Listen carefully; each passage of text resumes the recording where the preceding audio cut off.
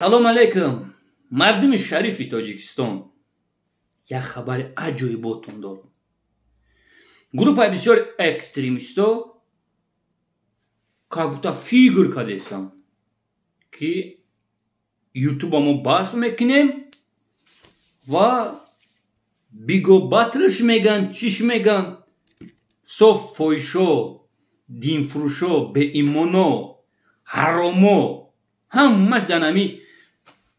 بیگو باتل جمع شده گیم و سنی اشوری کلمرخ او دیوسی بیروزان قطید بگی همه افیل دا برو چم تبجیق دان تا هوی که یک مینو دا میلیونو پولو دروید نکنن میگن که پسیانه لایک رنگ فویشو در بین یک مینو تو 10,000 لایک همه منانه تی چوربان دا یک پرات گروپ بسیار اکستریمیستو بستین و او چوربانی کیران فایرود کنی چموی اقبالا ایو طرف او بسته شکل خشمو پرستیتوت کهین که ببرین با همجا ایت با ایت نمیدونم 5 مینوت بطالبین لایک پول مول گفته هم بگیرین کسی بایدود بعد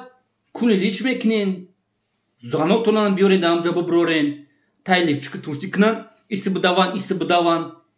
اینا دینا 1,200,000 زده گیان در بین 10 مینوت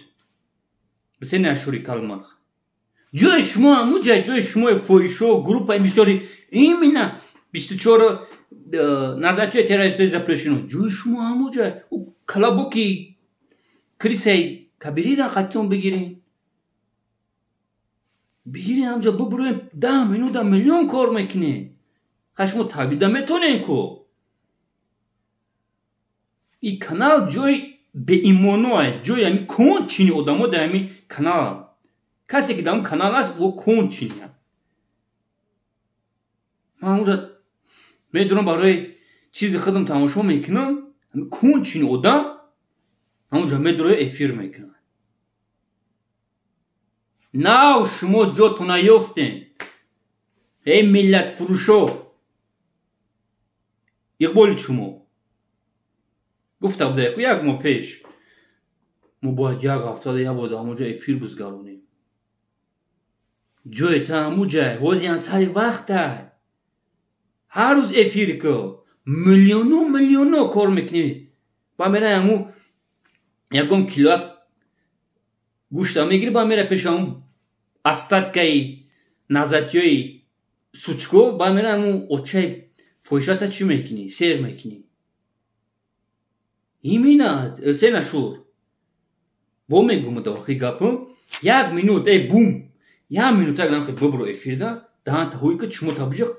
میلیون روید میکنن پجاوستا